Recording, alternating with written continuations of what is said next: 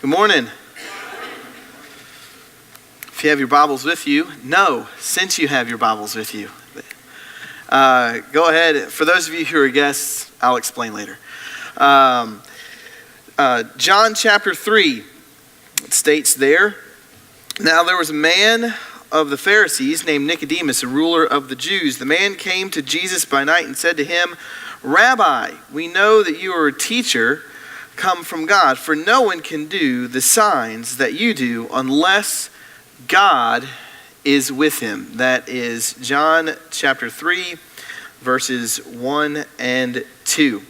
And what we see as the Gospel of John moves from chapter 1 all the way to the end of the book is that John is super unique amongst the four Gospels. Matthew, Mark, and Luke have the same flow essentially to them. They are called the Synoptic Gospels, which means if you line them up next to each other, they look essentially the same. And then comes along the Gospel of John, which doesn't start out with the genealogy, which doesn't start out with the gospel of Jesus Christ as Mark does, doesn't particularly quote from the Old Testament like the Gospel of Matthew, doesn't move through rapidly like the Gospel of Mark, and doesn't have a Gentile feel to it like the Gospel of Luke. It is absolutely, positively separate and apart from Matthew, Mark, and Luke, and it is a gospel that talks about signs.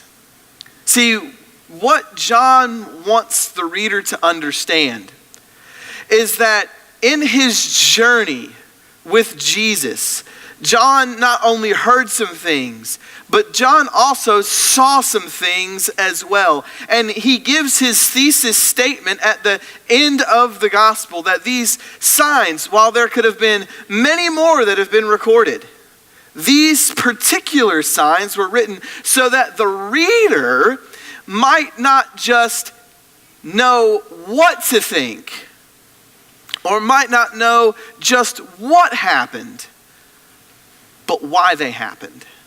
They happened so that the reader of the Gospel of John might believe that Jesus is the Son of God, and that by believing that, they might have eternal life. And what is so convincing and what is so convicting is that as we move through all of the Gospels, and even more specifically through John, which is full of 7 signs, or 8 signs, is that even the people who would adamantly oppose Jesus couldn't deny that Jesus was not only somebody special, but he did some special things along the way. Things that nobody had ever seen before, things that nobody had ever heard about before, and that his claim to divinity, while though they rejected it, they had to do a lot in the way to deny it. And what's so telling in John chapter 3 is that you have Nicodemus who comes by night and says, "We know that you do these signs." And he even admits that you must be somebody who's tight with God for these signs to take place. And so for the next couple of weeks, we're going to look at the signs that John records. Not all of them, but for the next couple of weeks, we're going to look at 3 signs. And the very first sign is probably one that is probably the least expected in the life of Jesus, but also it's probably the one that has so much mystery around it. And that actually stems from John chapter 2. Before Nicodemus comes and says, "We know that you do these signs," what might Nicodemus be remembering or hearing about? Certainly it would be the sign of Cana, the sign that took place in Cana of Galilee in John chapter 2, in which Jesus essentially says this: "The old set the table, but the new has arrived." The old set the table, but the new has arrived. And so we see in John chapter 2, starting in verse 1, it says, "On the third day there was a wedding at Cana in Galilee, and the mother of Jesus was there." And so John begins to set the scene and says, on the third day, and that is not something that is just taken lightly. Don't read that as, oh, well, it's just another day. What John is drawing us into, and what John is supposed to draw the reader into, is that on this third day, something special, something amazing, something wonderful took place, just as he is alluding to the day that on the third day that Jesus lay in the grave, on the third day, something special, something amazing, something wonderful happened, that he rose from the grave. And so that what John is doing is he's beginning to bookend the life of Jesus. On the third day, at the beginning of Jesus' ministry, something amazing and wonderful happened. And as he was in the grave, on the third day, he rose from it.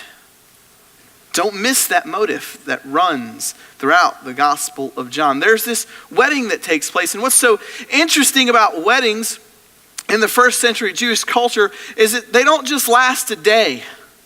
They last days.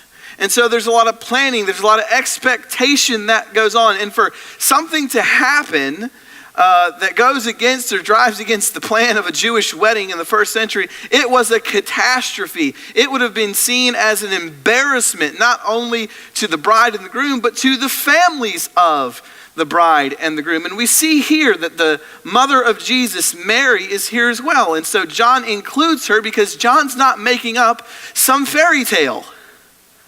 John's reciting what he is seeing and what he hears going on between Jesus and his mother and the people here at this wedding. And so Jesus also was invited to the wedding with his disciples. And it says in verse 3, when the wine ran out, the mother of Jesus said to him, "They have no wine." That would be like you and me going to a wedding and there's no more dessert for all of the people that came to the wedding. Oh no, what just took place? What happened? Or as everybody's sitting down to partake in the celebration, you find out of the people there, the 500 people that you invited there, there's only 200 silverware sets. Oops. That would be seen as an embarrassment for you and me or anybody else who's involved in the planning. And so Jesus' mother comes to Jesus and says, "Hey, they're out of wine." And notice what Jesus says to his mother. He says there, "Woman,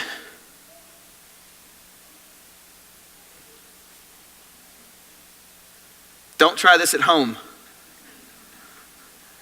Actually, that word is written in such a way where Jesus is being formal and he's saying, "My lady." Right? Because he understands that he's in the presence of other people and he has respect for his mother. He just doesn't do what, most of us did when we were young. "Come on, Mom. What are you doing?" No. He says, "My lady, what does this have to do with me? My hour has not yet come." So it seems as if Jesus is saying to his mother, I'm here to save the world. I'm not necessarily here. My sole purpose isn't necessarily to save weddings. And Mary does what moms do when they have full and total conviction and trust in their son. This is so funny. Look what she does. And his mother said to the servant, "Do whatever he tells you." And Mary just leaves the scene. And that causes us to ask so many questions like, what was it like being the mother of Jesus? I mean, did you ever really have to go to the grocery store? I mean, I'm sure you did, but you get the point there. And so, even though Jesus' sole purpose was not to save the wedding, but to save the world, Jesus takes the opportunity. And notice, this is what's so great about Jesus, is that Jesus, seeing the need and seeing the plight and seeing the embarrassment that's about to befall this family, this bride and this groom, what does he do? He meets them in their plight. He meets them in their concern. He meets them to save them from the embarrassment that's about to take place. Even though he doesn't have to, he does.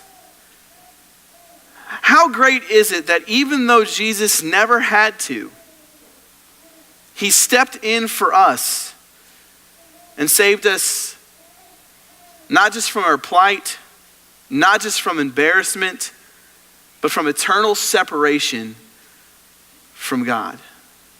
And so what's so remarkable about what you're about to see is that in passing, as you skim over the passage, you might just say that this is just some regular stuff that Jesus uses or some regular things that happen here. And then there's this miracle that takes place. But notice something. Jesus is about to begin to tear down the icons of Judaism and pronounce to the world that while Judaism set the table and while Judaism was a good thing and that the law was a good thing and the law was holy and righteous and from God, something new was on the scene. And this is how he does that. He says there were 6 stone water jars there for Jewish rites of purification, each holding 20 or 30 gallons. It is not a coincidence that John mentions this. John mentions this for the specific purpose of noting that these jars, which were huge and massive, which were required for people to wash themselves in so that they might be ceremoniously clean in Judaism. He says Jesus is about to take these. Jesus is about to use these, and he's about to show people something completely and totally different. Don't miss that point. And so he says, Jesus said to the servants, fill those jars with water. Well, what is Jesus going to do? Maybe Jesus is going to tell these people, well, because you didn't practice, the specific wedding the correct way, now you're going to have to be purified or something like that. I don't know. But what he does tell them is just go get these jars and fill them with water. And I just have to imagine that the people who are there and the servants that are participating are probably thinking to themselves, what is this dude doing? Why would he tell them, why would he tell us to fill these jars with this nasty, dirty, unhealthy water of the first century? I mean, nobody's going to wash themselves in that. And certainly nobody's going to drink that because that's dysentery for days. What is this dude up to? What is his purpose? Why is he doing things this way? Because this isn't the way that things are supposed to be done. And sometimes in our lives, we ask God, we ask Jesus, say, what are you doing?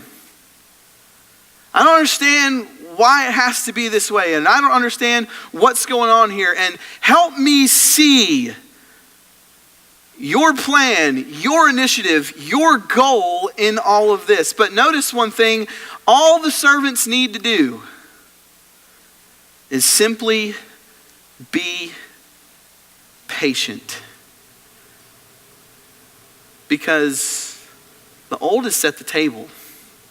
We see in the old law and we see in the Old Testament this picture of a Messiah who was to come, who would save not just the people of Israel, but would save the nations, as Abraham was promised both the land and the seed by God's promises and by his oath, 2 things that he could not lie, that Jesus would be the forerunner as the ultimate high priest after the order of Melchizedek. And so in those moments where we might be asking, what in the world is God up to?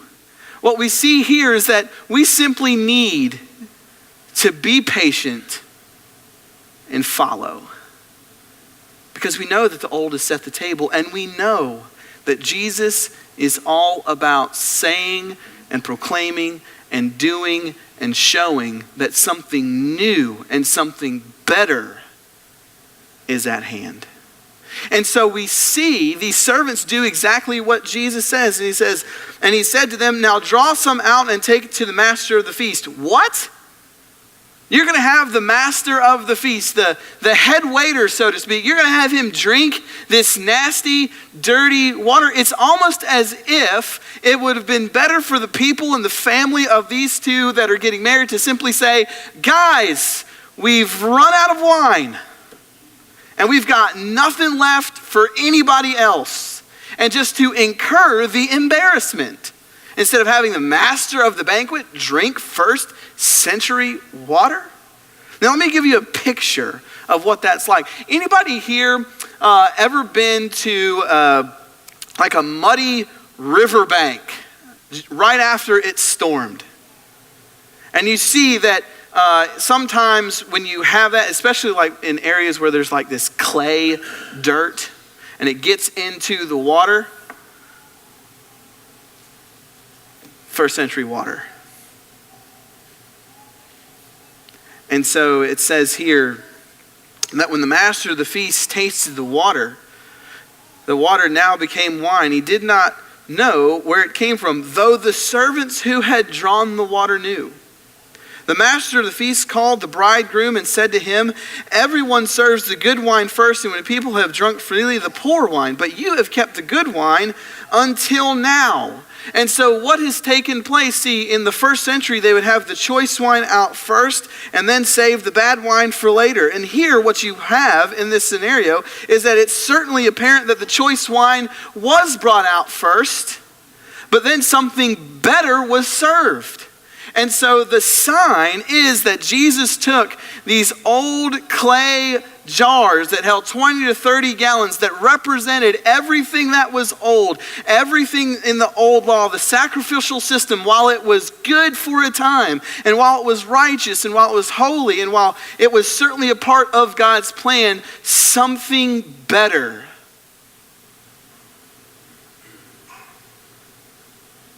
had come on the scene.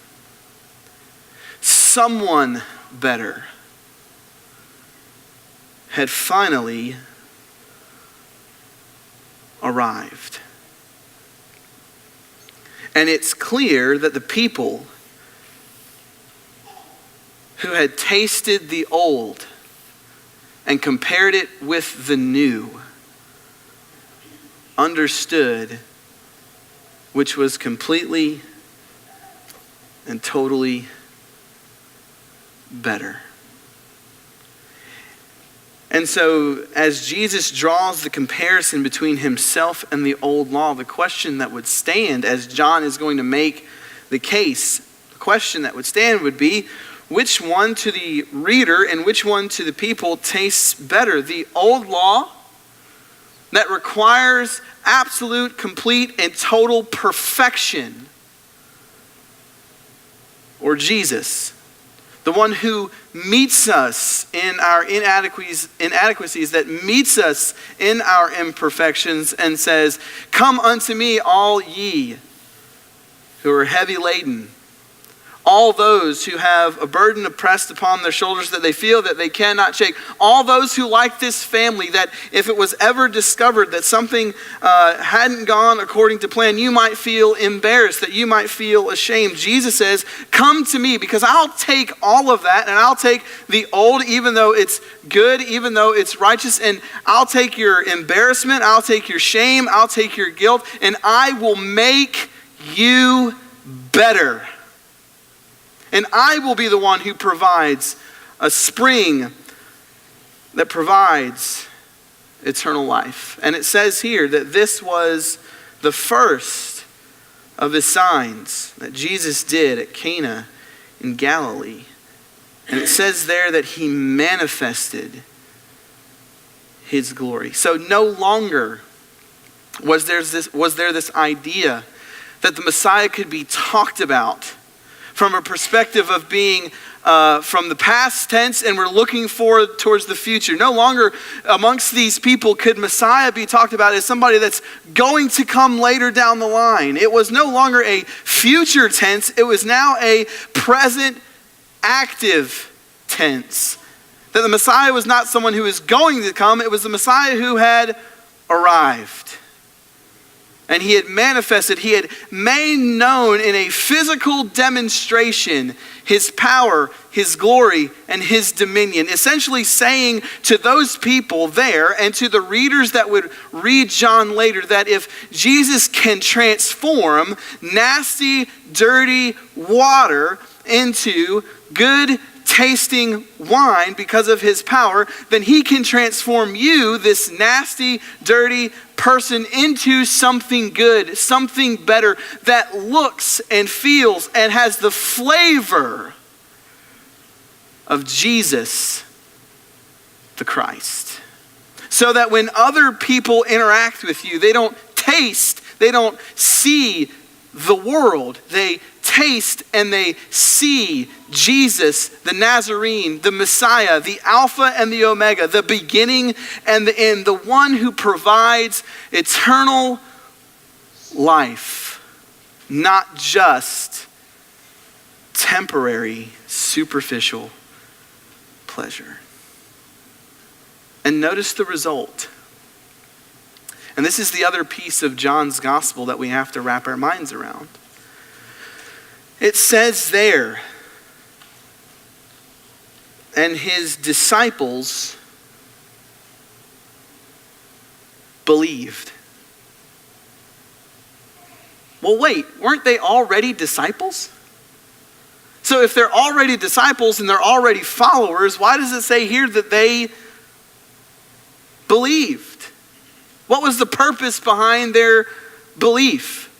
See, here's the issue that John also raises in his gospel is that you can follow, but still not believe.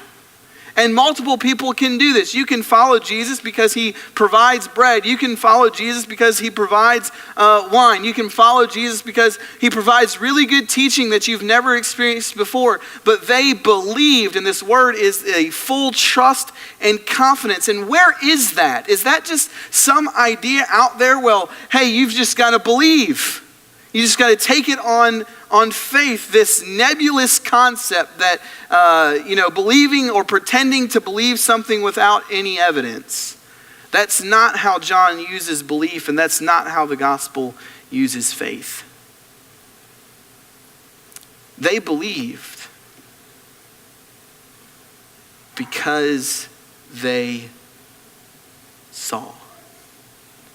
And we believe because we see the hand that writes the letter as an eyewitness testimony to the facts. And so this morning, the question becomes, where are you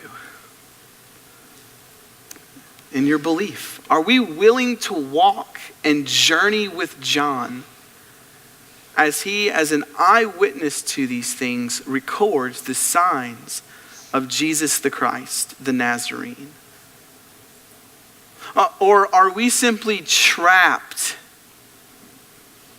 in the person that we used to be? See, what John wants to do is he wants to peel the onion all the way down to its core and say, this is essentially what the gospel is, and this is essentially what the gospel can do for you and for me. John is not about portraying Jesus as a pretender. Actually, what John's going to do in this gospel is he's going to show that even though the disciples believe right here, there are going to be times and situations and circumstances where the disciples have extreme doubt and fear and questions. And what Jesus is going to say through his signs and through his teachings is, that's okay.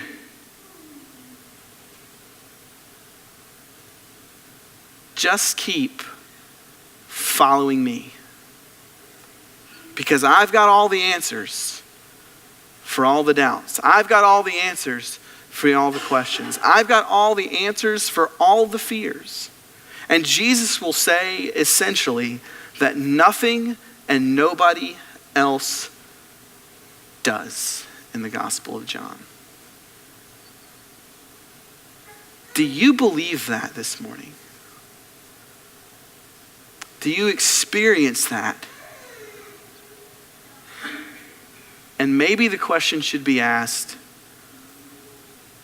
do you want that? Because right after this, there's a guy who you would think would never want to talk to Jesus, talks to Jesus.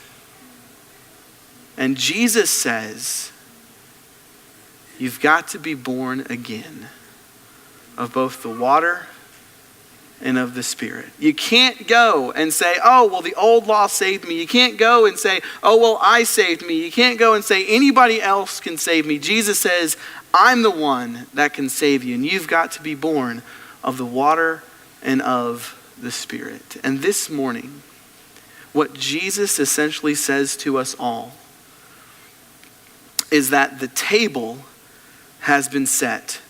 The invitations have been sent, and he is inviting you to partake of the sweet gospel that he provided on the cross and through his resurrection. Do you want that this morning?